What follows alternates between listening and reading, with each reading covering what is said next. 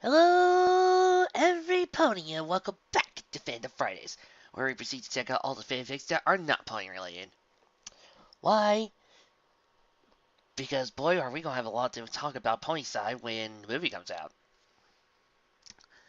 Well, the superhero movie season has started. Yes, I know it's the summer blockbuster, but let's face it, I will be spending most of the time watching superhero movies anyway, so why do I focus on the other flicks?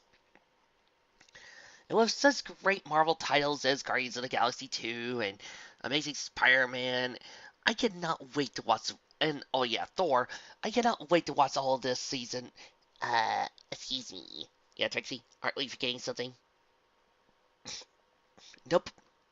Are you sure? Yeah, I guess you're right. There is the Wonder Woman movie in Justice League, and right now, everybody here in the studio is right now facing that movie with the utmost confidence. Oh, movie, please don't suck. Amen. Well, with the exception of everybody else in the studio, I'm facing this movie with the utmost of confidence. I mean, come on. Just because Suicide Squad wasn't all that great and Batman vs. Superman sucked to high heaven, doesn't really mean that this movie is going to be bad, right? Look, all I'm saying is, sometimes we need a little hope. And I can actually hold out hope that these movies will actually be somewhat decent. Certainly can't be no worse than the Superfriends. And that's what we're going to do today. Last time when we did Neutro, I wanted to do this story, but instead we got caught up doing Neutro, no thanks to the great and powerful Trixie. Oh, come on, you know you loved it. I did. So, to honor the beginning of the superhero summer blockbuster summer, we are going to watch Challenge of the Super Friends by Destin 1 called The End. Enjoy as we hear at the Terry Berry Memorial Library proud to present your fic. Challenge of the Super Friends. The End by Dennison 1. Chapter 1 Odyssey. The swamp was a bayou of sorts, shallow and wooded, surrounded by lush reeds and grasses. Not far beyond it was the bog, covered with plant debris and water-growing moss creeping out of the water's edge, nearly blanketing its surface. In this, a wetland of soft, spongy ground without a drain, there were pools, marshy areas that might have been quicksand, grassy tussocks rising from the murk with moss hanging from them, as well as creepers, vines, and dead black orchids. Here and near, tall dead trees rose out of the water, of a kind that had thin trunks that started on a black tangle of roots that barely came out of the surface. The trunks were black for the first few feet or so, and after that length they became bone white with small black spots. They were naked without branches, and grew tall, ending at the very top of the head of thin branches with tiny gray leaves.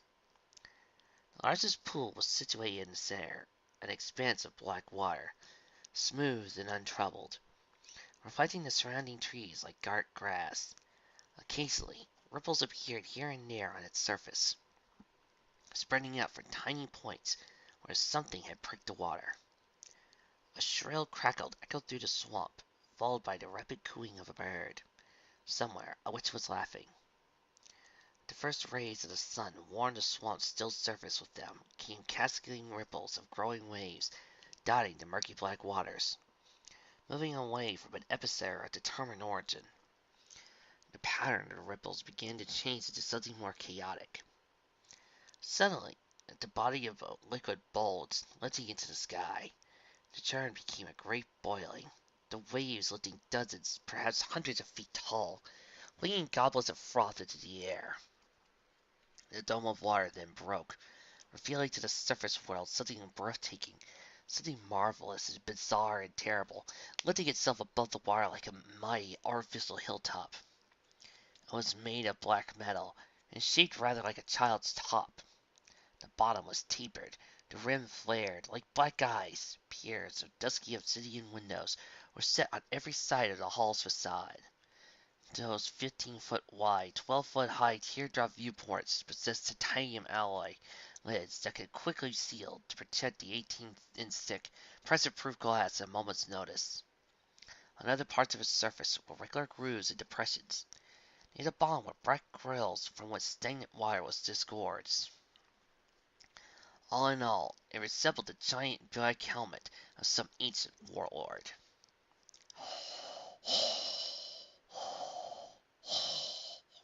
I think I'm going to sue somebody. The hall's creators were proud of the fortress, and they concealed the location well. The swamp was yet unknown to their foes, likely never be known to them. It could have been any swamp on Earth. Perhaps it was Slaughter Swamp that was located outside of Gotham City, or the Louisiana Bayou where the Swamp Thing was frequently sighted. Any swamp at all.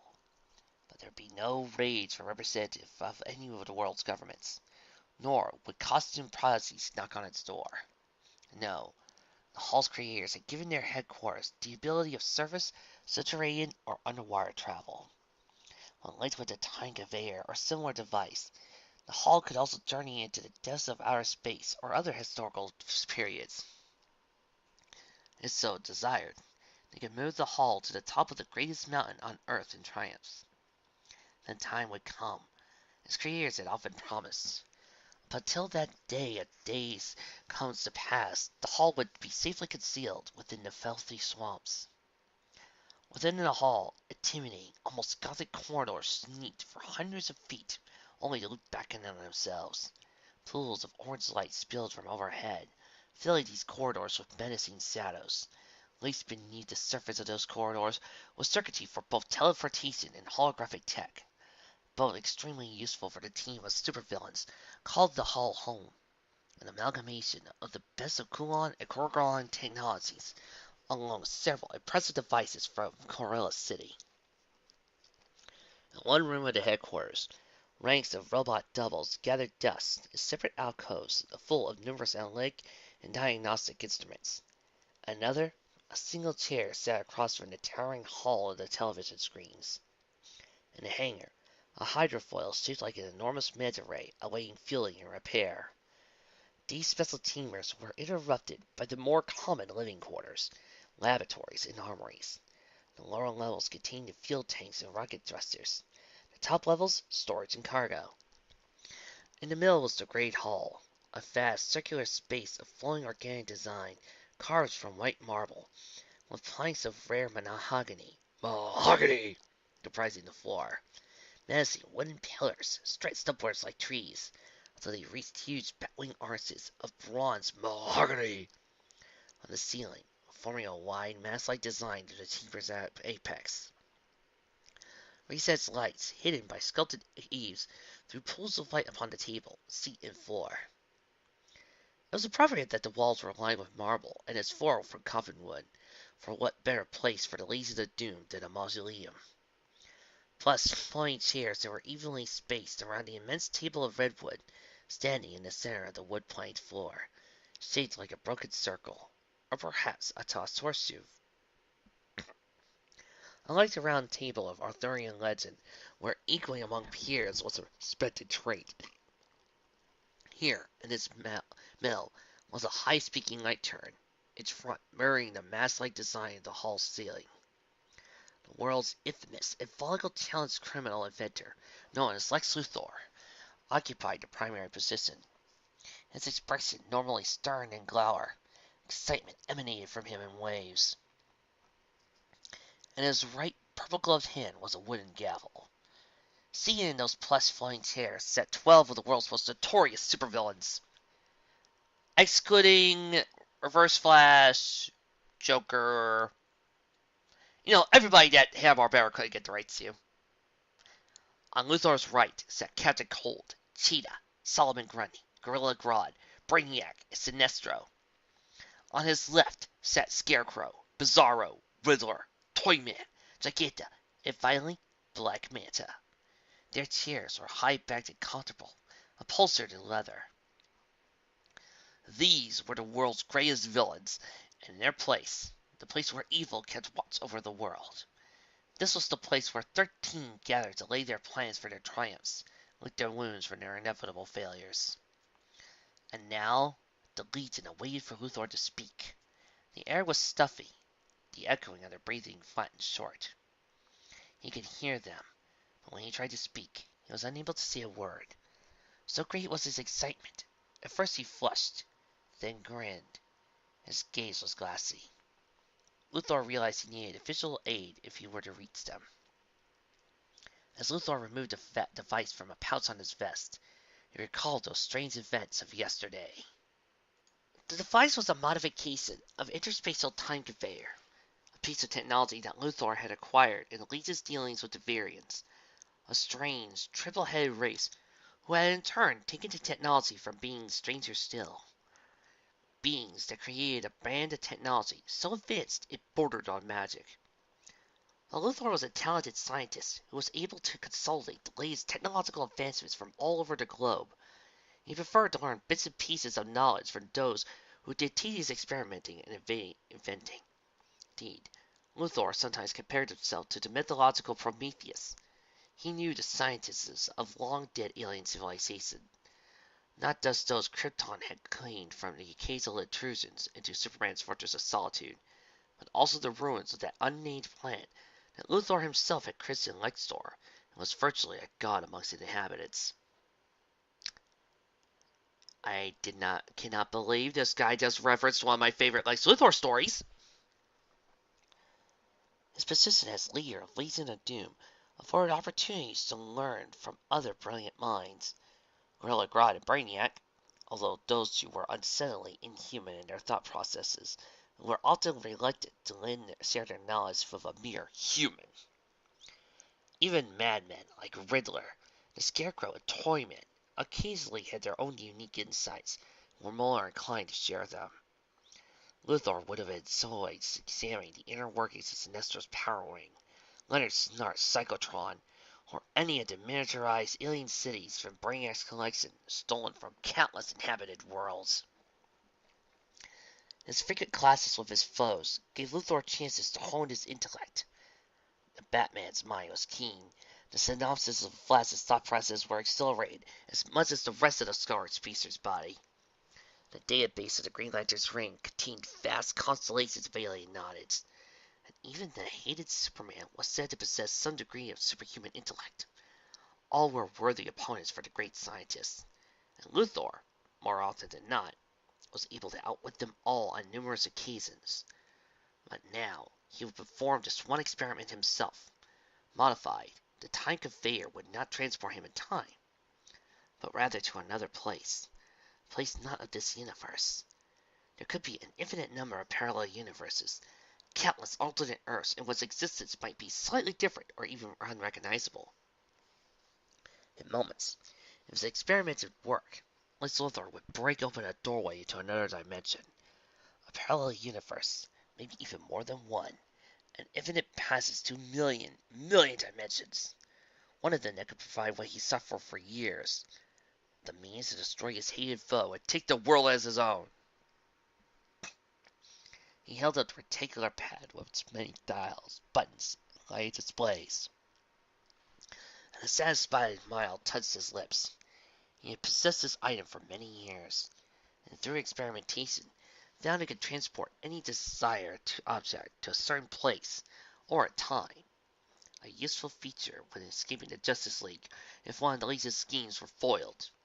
Its other abilities were still unknown to him, but occasionally the device emitted an odd-sounding ping sound at random moments.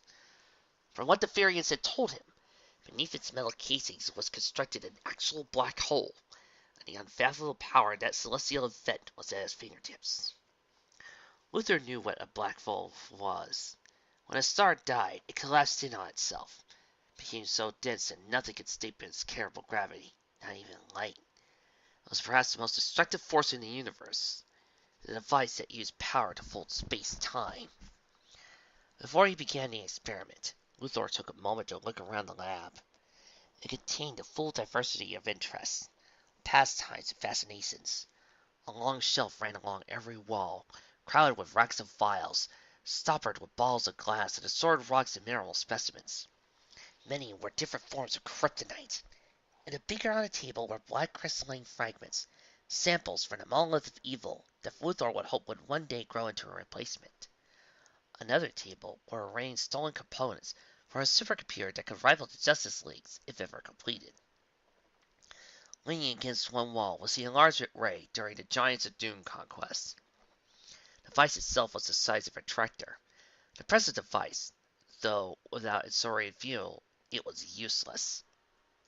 Taking a deep breath, Luthor flicked a switch. A circuit had been completed. In the next instant, a glowing eye of orange appeared several feet in front of him.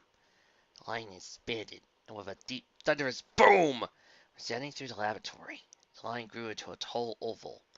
A very tall oval. A portal. A thrill of triumph raced through him. The power of the cosmos, unleashed yet contained. A doorway had been opened, connecting the two worlds that were never meant to touch. He had an urge to throw his head back and laugh into the chaotic fury of the rift. The scientific mind resisted the urge. He must exploit the opportunity to the fullest possible extent, to extract from it the greatest possible advantage, and he must, therefore, not act precipitously.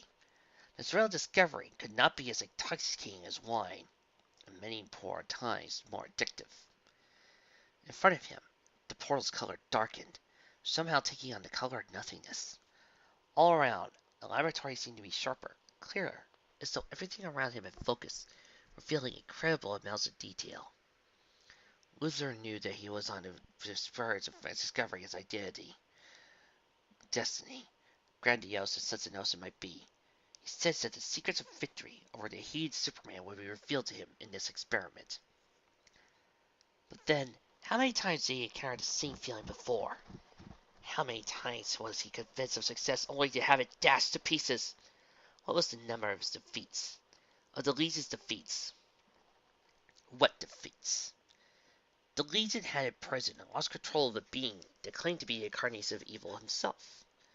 They had bent time and traveled across millennia to conquer a future Earth devastated by war. Even the very climate of the war had been changed through their actions on behalf of an alien race they had aligned themselves with.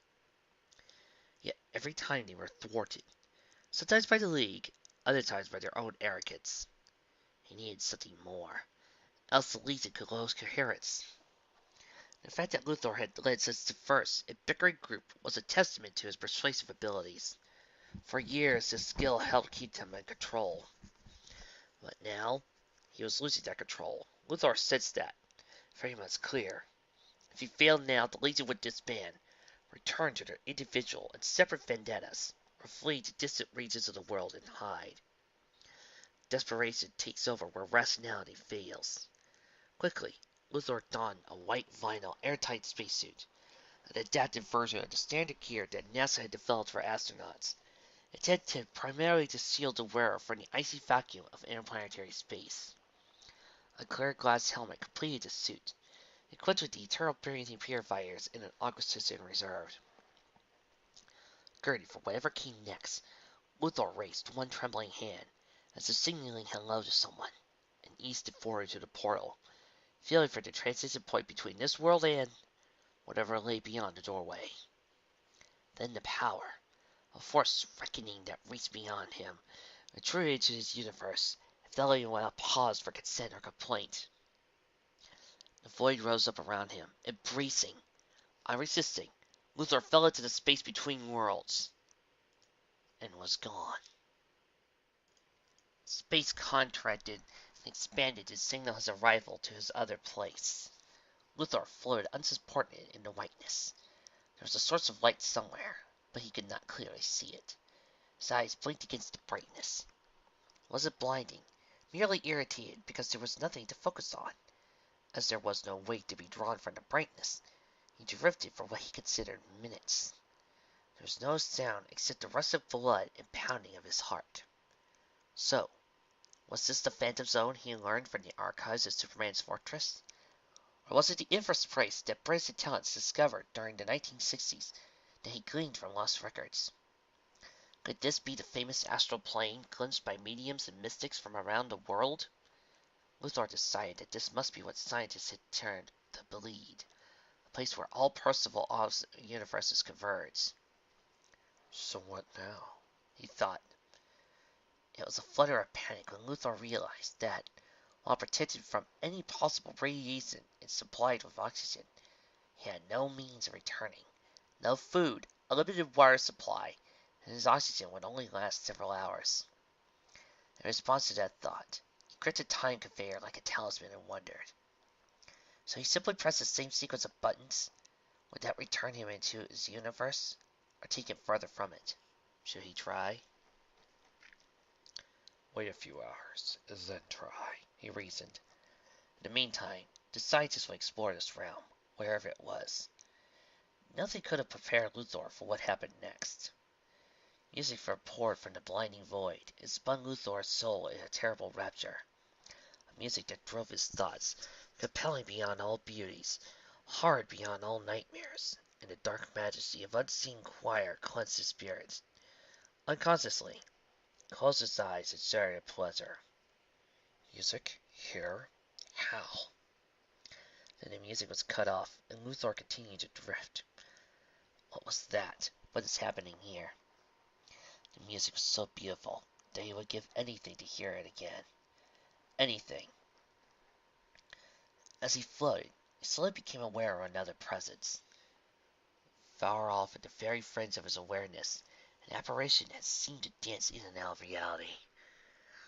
Just as Luthor became aware of the Raft's existence, Luthor somehow knew that the Wraith would notice Luthor's presence in this void.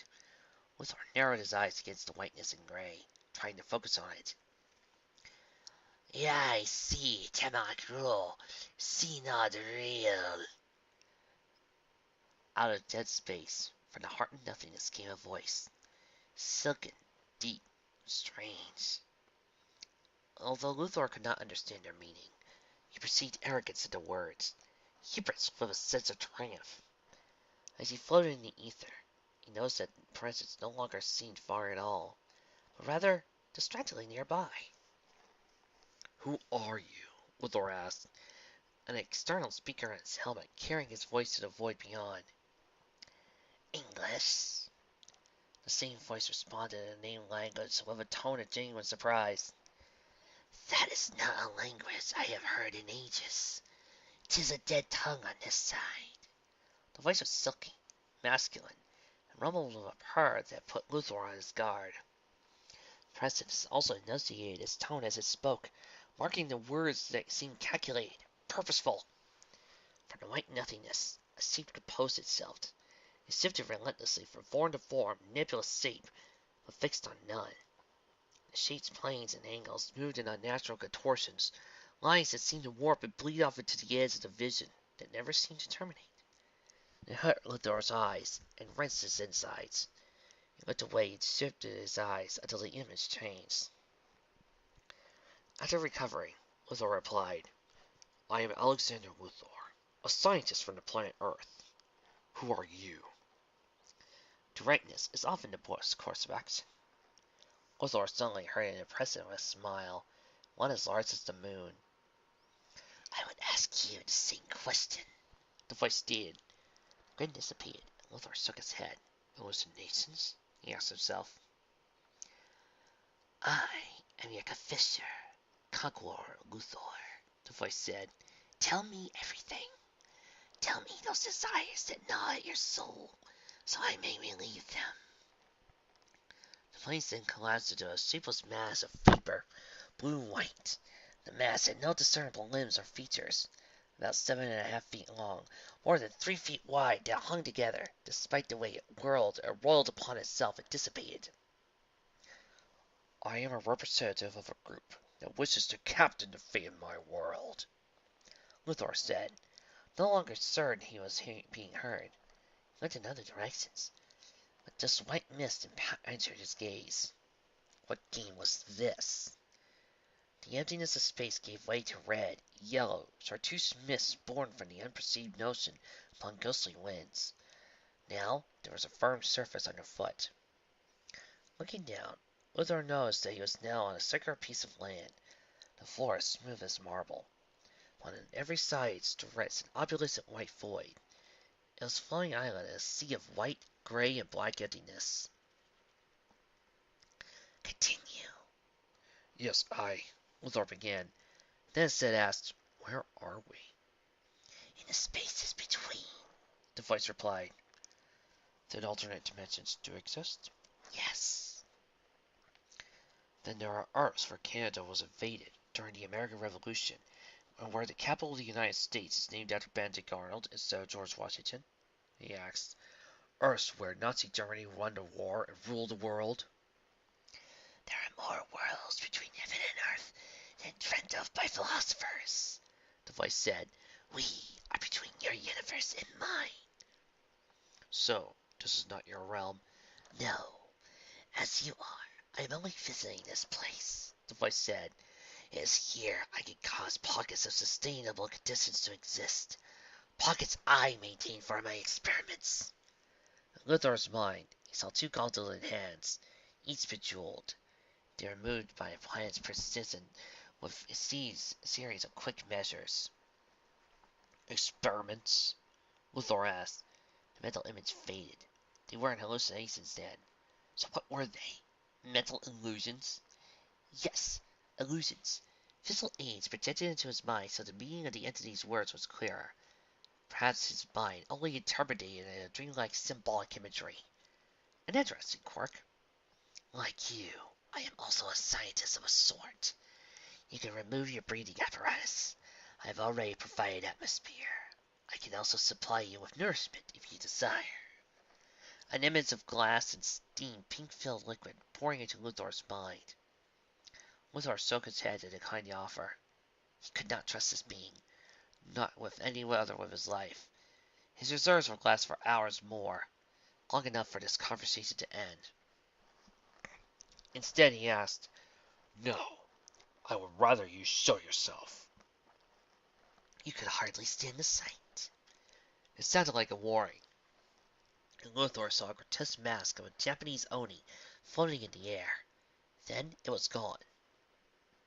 Luthor wanted to ask for more details, but decided to continue instead.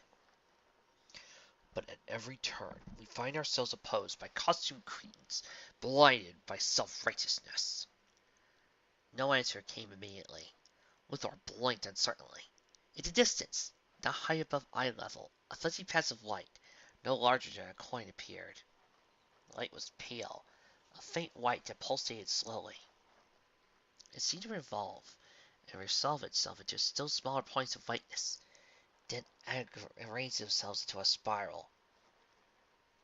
The slowly resolving spiral rose from eye level to a point overhead like the sun rising from horizon to zenith. But the light separated also, increasing in brightness as they did so, until they spanned the space above him, slowly whirling. He blinked, and then realized they were not just pinpoints of light, but visible star surfaces, with planets revolving around them.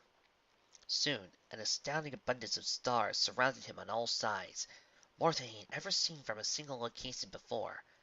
Just by moving his eyes, he could spot an astonishing variety of stellar phenomena. Giant pillars of dust and gas, great globular clusters filled with millions of shining blue suns, supernovas spewing light and matter in their violent death throes, quasars, pulsars, black holes made visible against the backdrop of exploding stars. He saw the swirls of distant galaxies, rings planets, volcanic moons, giant comets, and the colored palettes of nebulae. Your situation is not unknown.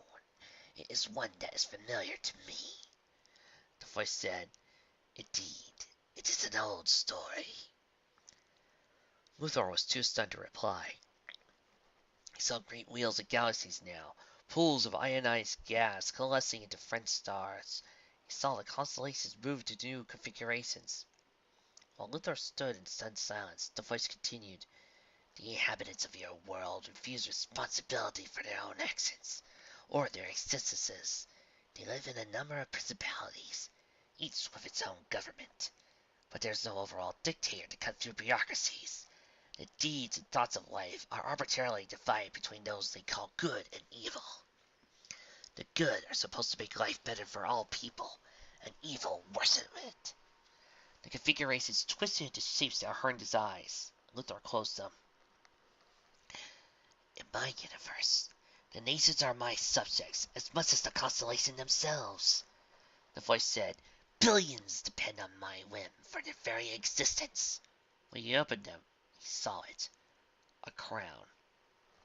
The galactic clusters, everything within sight formed a crown, blazing in the total dark.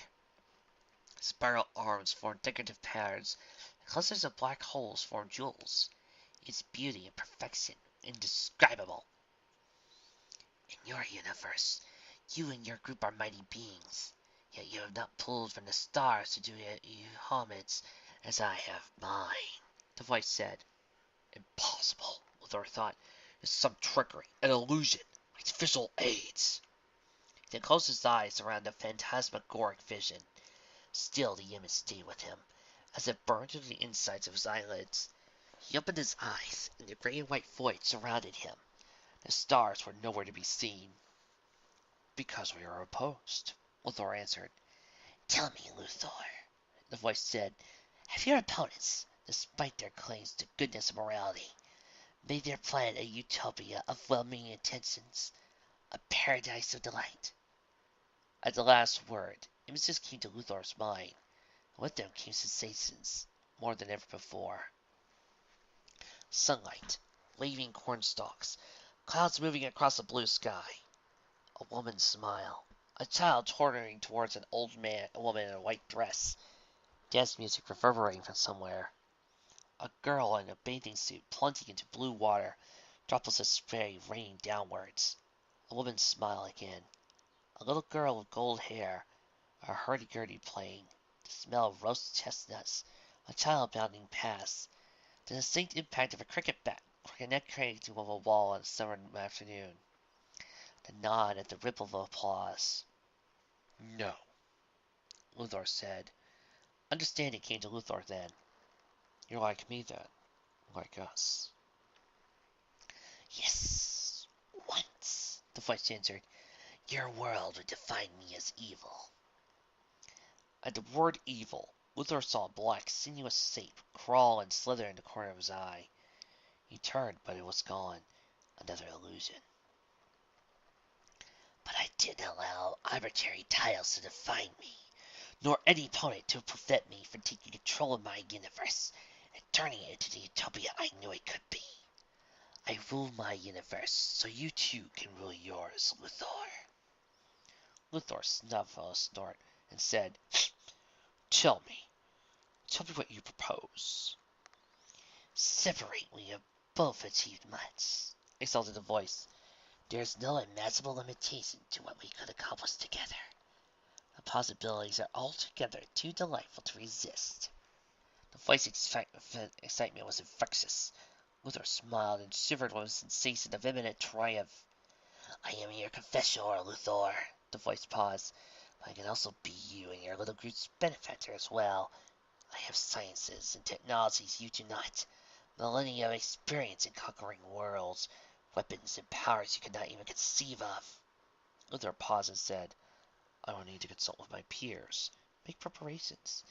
Yes, yes, yes. The voice hissed, excitement clear in its tone. Bring your friends, your allies. Bring them here so I may receive them. You all have much to learn. About me, about yourselves. The voice paused. But first, here. A click could be served from Luthor's device. A piercing ping burst into the time conveyor, squeezing as if under the sway of pure tear, as it repeated the single sound. Ping, ping, ping, ping, ping. After the last ping, the device fell silent.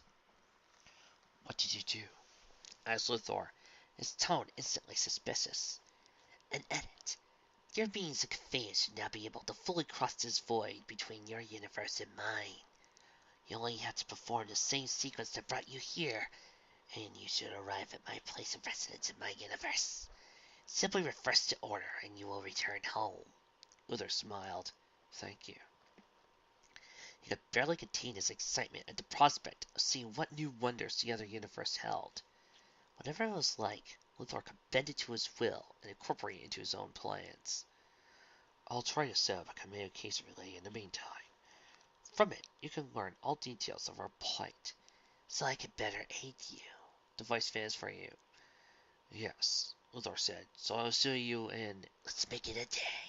A day, then. 24 hours. Each 60 minutes long. Each minute comprised of 60 seconds, which are roughly equal to the rhythm of your heart. The voice answered. It's the same measure in both your universe and mine. Good. Until then. Until then, Alexander. Luthor pressed a sequence of switches on the device. From him, an orange line grew into an oval with a deep, roaring boom. Grasping the time conveyor in a glove, Luthor leaped through the whirling, swirling tunnel. Luthor floated down through the night, in impossible darkness, for beneath his cloak arose a mindless fear, a chilling wave that subsumed with everything that constituted rationality and intelligence. Vertigo followed. There was a sudden jarring underfoot as his feet came in contact with something solid. His knees buckled and collapsed like a puppet with his strings cut. Even as opened his eyes, the world did a slow spin that settled around him. Luthor was back in his laboratory in the Hall of Doom. He got to his feet, rushed out of the room, still wearing his life support suit. Down a silvery corridor he went, seeking the Legion's archives. He encountered no other Legionnaires on his way there. They were elsewhere, hatching their various schemes and making preparations to disband. And Luthor would have to summon them for a meeting tomorrow when the benefactor's appointment came due. Luthor hated them. Oh, he tolerated them. The others would be his footstones to revenge against Superman. But Luthor despised them all the same, despised their failures, envied them for their metahuman abilities. The Legion was disbanding. He could sense that. That would be the subject of the next meeting. He had to put a stop to that. Victory was now so close, and he needed the Legion to make that happen. Now inside the archives, he brought the hall's computers with all their twinkling light displays online, fed them instructions, selecting files for conversion. He considered providing his new ally with a collection of misinformation to manipulate him. But 24 hours was simply not enough time to prepare such an elaborate deception. For now, he would fulfill his part of the bargain, and hopefully the entity would teach the Legion all that it knew. That would happen after such a stint already in the back of Luthor's devious mind, and would be carried out with the rest of Legion of Doom's help. He punched several buttons on a console. According to the Legion's exploits, were converted to holographic imagery. Luthor considered sending a dictionary file to give the benefactor knowledge of this world's language. But then recalled how the entity already spoke to Luthor in English. A fact Luthor didn't question at the time, but now suspicion raised its head. How did it know English? Luthor didn't even think the benefactor was resembling anything a human being. Yet it spoke in English. Not only did it know English, it also paraphrased lines from Shakespeare. How could it be? He paused to think over the possible repercussions of that fact. No, Luthor pushed away the thought. Mastery of language was not a serious cause to delay his plans. The Farians spoke in English. The reincarnations of evil spoke in English. Even the humans in the distant future spoke in English. So why was it odd that being from another universe could speak it as well? In addition to speaking the language, the being had employed poetic turns of phrase, metaphor, hyperbole. In other words, exaggeration, bravo. The benefactor was an illusion master. Luthor was certain of that. The being was a con artist, a tin-plated despot who likely impressed new visitors with such displays in order to conceal its own weaknesses. After that, the being boasted of ruling an entire universe. No being could be so powerful as to control such vast distances of space. More likely, being ruled a small fiefdom and terrified peasants through his elaborate light shows. The being still had tricks and knowledge that the Legion could use, but certainly not the cosmic power it claimed. Learn, gain knowledge, and then betray was his way of life. Yes, the benefactor was just a charlatan, certainly not a god. Luthor smiled. and keyed in the sequence of buttons that would again open the portal. He would beam holograms to it. With a little luck, the benefactor would find them and study them. Luthor had his own plans for what came after. He had played this game before. I think there I'm going to stop. And I gotta say, this is a wonderful introduction. I have read a little ahead, and what this story pulls off is really well done. Apparently, without the Legion of Doom around, the Super Friends begin to go, well, ever watched the classic Justice League series? Yeah, they start going full on Justice Lords and start basically turning the world into a utopia. Meanwhile, the Legion of Doom have to suffer through electric abominations. And this story just introduces it perfectly. One of my main complaints about the Super Friends is that, well, they don't follow the comics really well. They don't really show what the comics are. They're just bastardized, shrunken versions meant for idiots. Yeah, I'm not going to say kids because that's insulting to kids.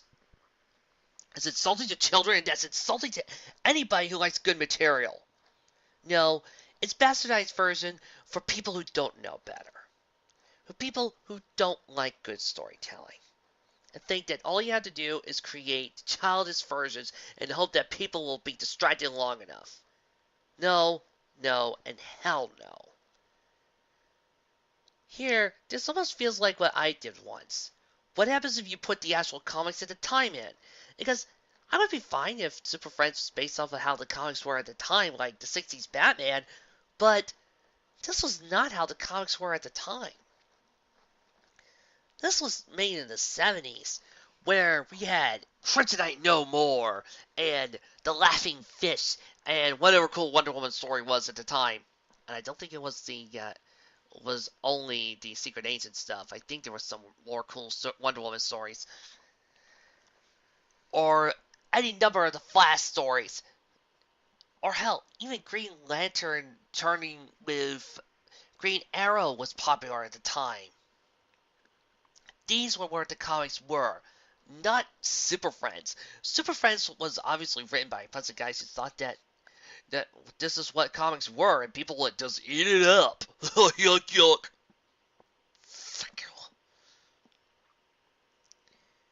This also makes it feel like it's a good conclusion, and it works really well to the plot. Well, that was one down, 1,000 more to go. I'll see you next time.